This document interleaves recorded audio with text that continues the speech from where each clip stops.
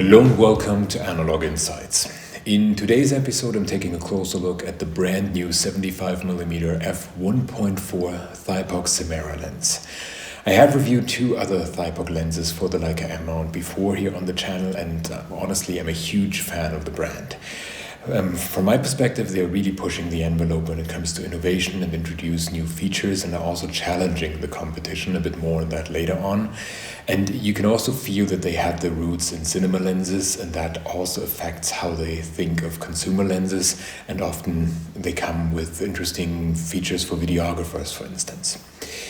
The 75mm focal length is actually quite interesting on the Leica M mount because it is a relatively recent addition. And it was only introduced in 1981 with the Leica M4-P. And kind of related to that, the first lens designed for the 75mm focal length was the 75mm Leica Summilux-M, and that was designed by the famous Walter Mandler, a legendary lens designer. And according to legend, allegedly this was his favorite lens. So this is the creator of the famous Leica Noctilux, the first ones and so on. And yet he is the one saying, okay, that 75mm Leica Summilux is my favorite. And of course, there are also many people who say, the 75mm focal length is actually something that I prefer, not just for shooting portraits, but also for street photography. And it also nicely complements the 28mm.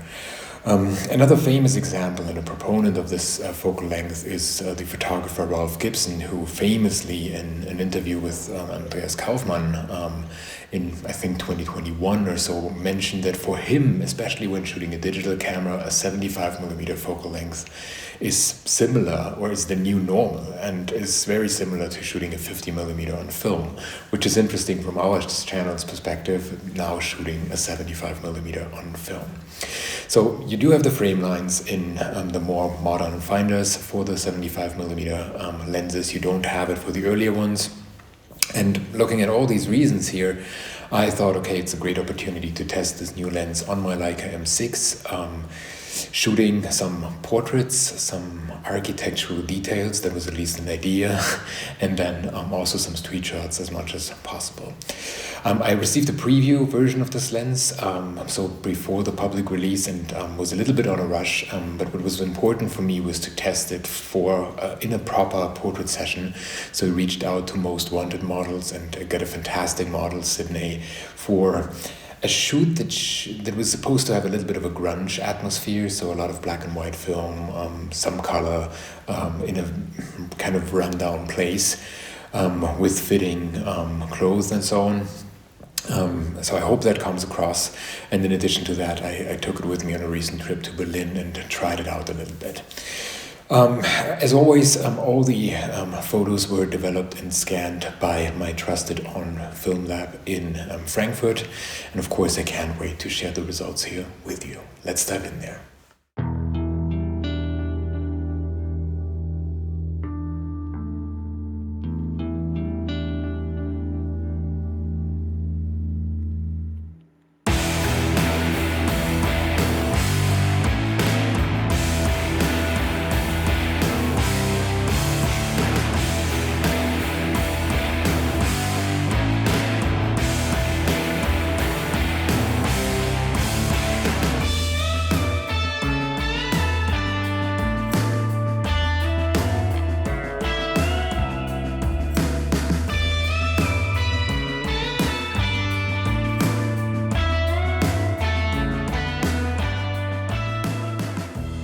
So what makes a great portrait lens in general?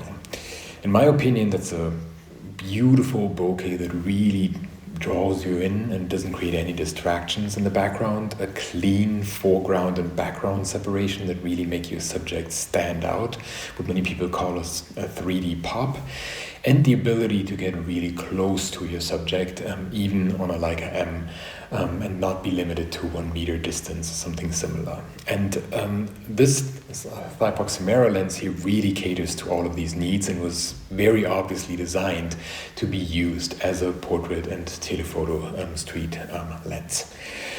So let's take a closer look. What we have here is a very ambitious optical design with 9 elements in 8 groups, featuring one spherical element, a floating lens element to ensure optimal sharpness and performance at closer distances, as well as 2 high refractive index lenses and 2 extra low dispersion lenses. It also features a remarkable 16 aperture blades to stop down from f1.4 to f16. And why is that so important? Because this also adds to creating a beautiful bokeh and ensuring that the bokeh balls in the background are always round, so that you don't get any weird shapes in there, especially in between. But having so many aperture blades ensures that you get a really beautiful look. What is common here for the Simera line is that you have this little switch here between a stapless aperture and the half-stop steps, which is really, really nice. And basically everything here is tailored to creating a nice bokeh without any distracting onion rings in the background. And the lens is also geared to creating that remarkable 3D pop. In addition to that, looking at the other 2 lens elements, or 4 elements that are in here, the extra low dispersion lenses reduce chromatic aberrations. So this is what they are for, and their high refractive lenses compensate for field curvature and for spherical aberrations. So you can see you have a highly corrected, highly advanced lens, even with a floating lens element, that is perfectly suited for shooting portraits. Interestingly, the minimum focusing distance is 0.6 meters, so going a little bit beyond the 0.7 meters that you typically see on a Leica M rangefinder. And what is particularly interesting here, and other Thypoch lenses have that as well, that you have a little bit of a resistance at 0.7 meters, so that you know that you, on a digital camera, have to transition from the rangefinder to the electronic viewfinder for the closer distances.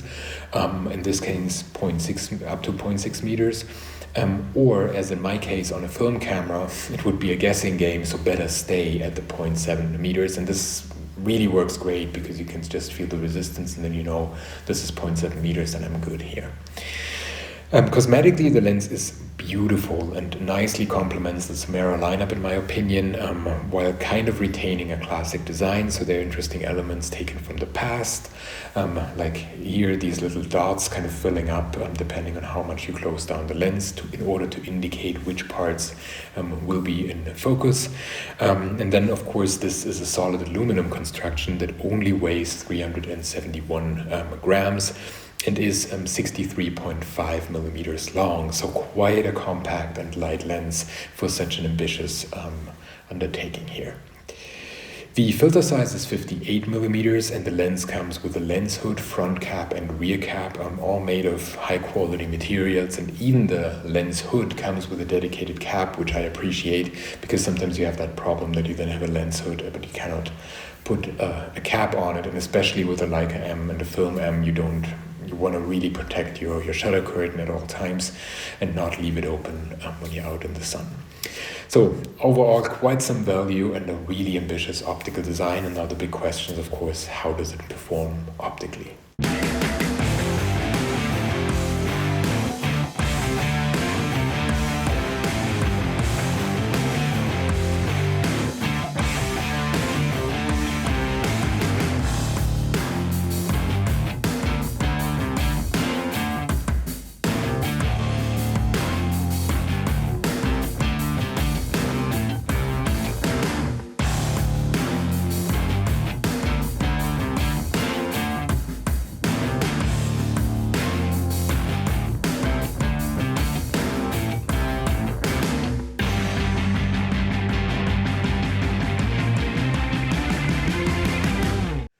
So what about the optical performance and results? I would say this lens really delivers. Across the board, it creates that pleasing, beautiful bokeh that everyone is after in such a portrait lens.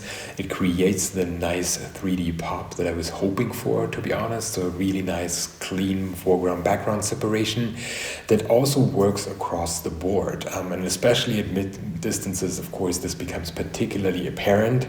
And with some portrait lenses or lenses in that focal length range between 75 and 90 millimeters and so on, you sometimes have that they behave differently depending on the distance to your subject. And here you just get consistently good performance and never any kind of swirly bokeh, onion rings, or any kind of surprises in there, or strong corner fall-offs or similar things. Even vignetting when shot wide open is hardly apparent. So just a really, really nice, well-corrected lens that has that floating lens element that ensures that at closer distances it works. You have it nicely corrected at mid distances and further away. So a really, really nice high resolution, high performance lens. And this is something that struck me most, the sharpness and resolution you can get out of the lens, and what the film material here captured when shooting this lens, especially professional films. They really bring out all these details, and they appreciate having such a lens at hand. So overall, I was really, really pleased with the kind of portraits it lets me shoot, especially on a Leica M camera, where many people would say, oh, this is not the perfect portrait camera for many, many reasons. It's not an SLR, and la la la, you don't really see what you're getting. I would disagree. What I really, really like is how I can frame here, because the 75mm frame lines are kind of here in the very center, and I see a lot that is going on around it, and I can make conscious decisions within really milliseconds and seconds of, oh, let's take a step back and include that hand here, or let's go a little bit closer and make sure that you don't see this small detail here, or that the frame is a little bit calmer because of it. So it really enables you to see more and make these quick decisions. And I really, really appreciate shooting such a 75mm lens in that context, and with the Leica M rangefinder. To be also honest, I think some of my images suffered a little bit from the wintry atmosphere and the current temperatures that I have. So during that portrait session, we had around 0 degree Celsius here, so not particularly warm. And that in combination, of course, with sometimes not a lot of light being available, for instance, during my trip to Berlin, I think the lens would have performed even better with a little bit more light and better situations, and I'm really curious to see how it will perform when using it further down the road. I also feel like my idea, I had this idea in mind of, okay, taking details of architecture with a lens that is a little bit of a telephoto lens, gets me closer to it. But to be honest, I think the results didn't quite come out right, or not really live up to the original vision, and that is not because of the lens, but simply because it's not a well-suited focal length to do that, in my opinion. And you always have a little bit of distortions in here that only are created because of weird angles towards the architecture, and that you cannot correct, and this is not on the lens but simply on the framing and the basic idea here. And in stark contrast to that, it's really well suited for kind of shooting these casual street shots where you get really close to the subject, or the portraits where it's really, really shining, in my opinion, and where you get the most out of this lens. So from my perspective, a fantastic portrait lens that is well corrected across the board, doesn't surprise you, and just performs really, really nicely, consistently across the board and the entire aperture range.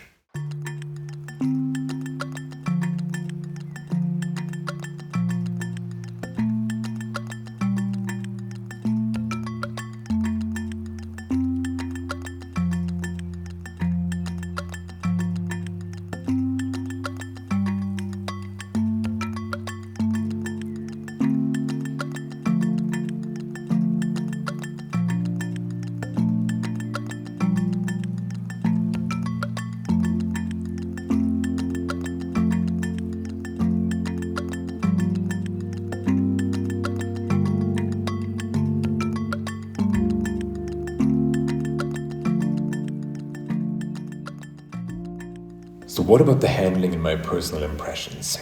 Overall, this lens feels really nice and high quality. And what I particularly like is that given its ambitious f1.4 widest aperture, it is not as big and heavy as you could potentially expect. If you think of it in the Leica realm, this is immediately Summilux territory. And that typically results in larger lenses, heavier lenses, and so on. And just for comparison, because many people have probably handled the benchmark 50mm Summilux, so the f1.4, this lens here is just 40 grams heavier. So it's far away from a Noctilux or these really, really large and heavy lenses that you also see in the Leica M lineup. And instead it feels a little bit bigger than the normal lenses, but still very fitting on that particular M6 body, at least to my eyes. I also appreciate all these little details on the lens, like how the aperture ring feels, how beautifully it clicks into place. It is a little bit slow if it comes to that. There's a little bit much resistance for my taste, but then you can of course switch to the stepless one and that feels really, really smooth. I personally really like that, and I think I've compared it before to playing a fretless bass versus a classic one with frets. So this one is really, really nice, having the option to switch, and of course for videographers it's perfect. The focus throw also feels very nice, and again, as mentioned, I really appreciate that extra stop at 0.7 meters to indicate now either switch or stop when you're on a film M. And overall, looking at the competitive landscape, to me the real competition here is either the Voigtlander 75mm f1.5 Nocton or here in the Leica realm, the vintage and modern alternatives. And if you take a closer look at the data of all these different lenses, you really see, okay, the Voigtlander is a bit lighter, but it doesn't have the same amount of aperture blades and so on. And looking at these details here, you can really see how Thypoch has created within a couple of years a line of Simera lenses that can actually compete quite well in this particular realm here. And to my eyes, I have to compare it to Voigtlander, because for me, Thypoch increasingly becomes a new Voigtlander. And why am I saying that? Because in the past it was always like, okay, a lot of people move into the Leica M mount, they are drawn by the M cameras and by the mechanical quality and so on.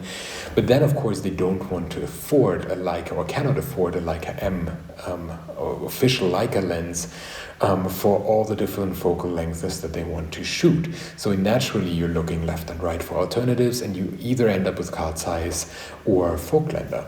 And Voigtlander really made it a name for creating a wide range and so on. But what I appreciate about Thypoch here is that with a certain consistency and a certain quality and speed, they're introducing and extending the Simera line. And by now, if you're new to the Leica M mount game, you could simply go to Thypoch and purchase at either a 28mm or a 35, a 50, or now even a 75, and nicely combine that. And you can say, hey, I get a 75mm and a 28mm from Thypoch and combine that with a 50mm Summicron from Leica, for instance. Or you just get the entire range from Thypoch and then have a certain consistency when it comes to how they are being operated, how the lenses look, what you can expect from them, a certain modern rendering and so on. And this I really, really appreciate. And to be fair, you don't see that in the Voigtlander lineup anymore. It's a really wild mix of all sorts of different vintage references and lenses and homages and so on. And that is, I think, particular to the Voigtlander Leica M mount lineup.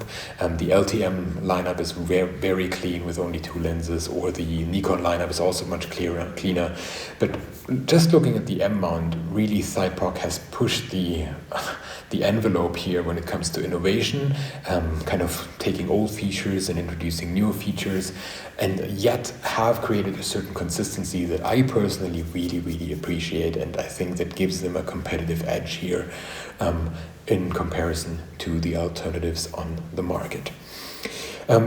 Overall, this lens delivers to me what it set out to do. It is being marketed as a perfect telephoto street shot lens, and especially a portrait lens. And for me, this is the perfect portrait lens on the Leica M mount. It gives you a wonderful high resolution, a beautiful clean bokeh without any distractions or onion rings and so on. And it gives you that classic 3D pop that many people are after, and that regardless of the distance to your subject. So a really, really nice lens that, at least for my money, this is the best buy at the moment when it comes to the 75mm focal length for the Leica M mount.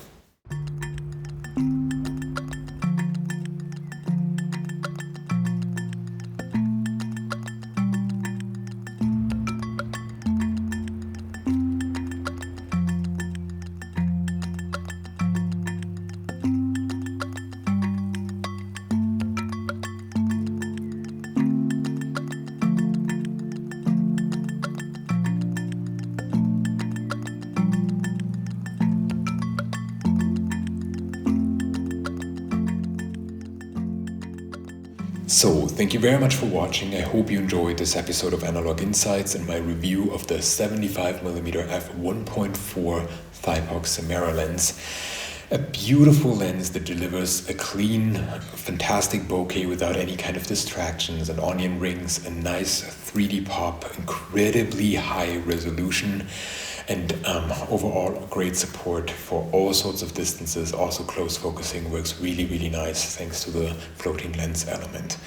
And as mentioned, for my money, this is the best portrait lens that you can buy right now for the Leica M mount, and it's really giving Folklender some heat. For me, Thypoch increasingly becomes the next Folklender or a new Folklender, and as a result, this I think is good for the competition in the market, and I hope we see some more innovations for the Leica M mount. This is highly appreciated, at least from my end. So, I hope you enjoyed this video. If you did, please remember to like it and maybe even share it with your friends. And if you want to see more videos like this, please subscribe to our channel. Jules, Greg, and I really appreciate each and every subscriber coming our way. So thanks for watching. I hope to see you soon. Bye.